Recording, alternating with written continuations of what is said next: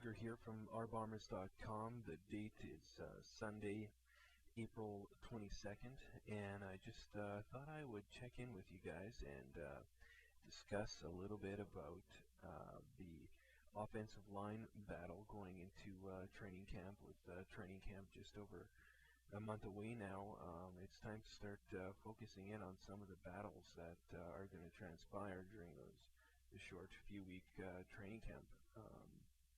Offensive line is an area on the team that I think is greatly upgraded, or has been greatly upgraded this offseason, with the additions of Andrew Green from Saskatchewan. He was formerly a best offensive lineman in the CFL award winner multiple times an All-Star. He is getting up there in years, but I still think, from what I've heard, that he can still play some pretty good football. Doug Brown was actually one of the key players in getting him to sign here in Winnipeg and encouraging Brendan Taman to take a serious shot at signing him. Doug Brown, from his experience playing against Andrew Green last year, he commented on how Andrew Green was just as tough as he had always been.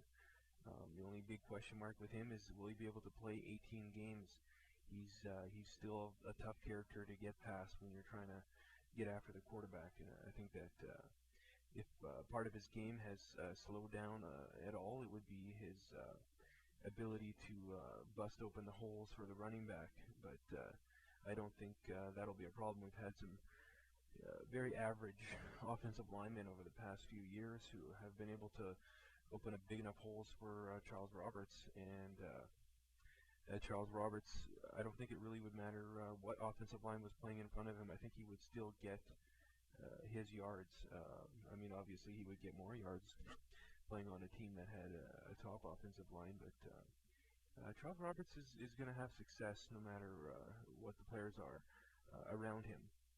So if you bring in guys like Andrew Green that can block for the quarterback, I think that you're going to see a much improved passing game, a more confident Kevin Glenn, hopefully. And so that brings us, that's to the left guard position, and I think that Andrew Green pretty much seals up that spot. One of the other key additions on the offensive line is Alexander Gauthier. Alexander Gauthier was formerly a first overall pick in the CFL draft. He was drafted by the Ottawa Renegades and moved over to the Calgary Stampeders and played with them last season. Alexander Gauthier has elevated himself to the point in his career now where he is a starting player, and I'm not really sure how good he is. I'll have to wait and get a really good look at him in training camp and see how he fares down the road. But he is looking to be our starting right tackle this year, and considering that he is a Canadian like Andrew Green, that being able to bring in a Canadian starter at that position could end up opening up some opportunities elsewhere on the team, possibly being able to start 4 Americans in the receiving corps would really help the passing game once again. So now you're looking at a team that not only has better pass blocking on the team, it also has better receivers, being able to start 4 American receivers.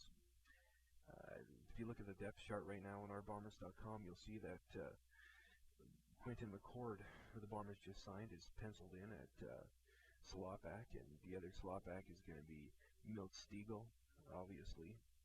The Milt Man, as some call him, others call him Turtle Man. Call him whatever you want to call him. He's probably the best receiver the CFL has ever seen. And for those who don't believe that, well, they're just going to have to study their record books after this upcoming season, because Milt Stegall is going to be written all over them. Also, when you want to look at the wide receivers on the team, we're also looking quite strong in that area. Chris Brazel comes in at one of the spots, and of course Derek Armstrong is the other one. I think that you're going to see Derek Armstrong playing a much more major role in the offense this season. He's going to be, if the Bombers are smart, he's going to be the go-to receiver. with his past few years, they've been relying way too much on Milt Stegall, I think, and that's what has led to some of the injuries he's had. He's just other teams have known he was going to get the ball on every play, and that's what ended up happening. And teams were keying in on him,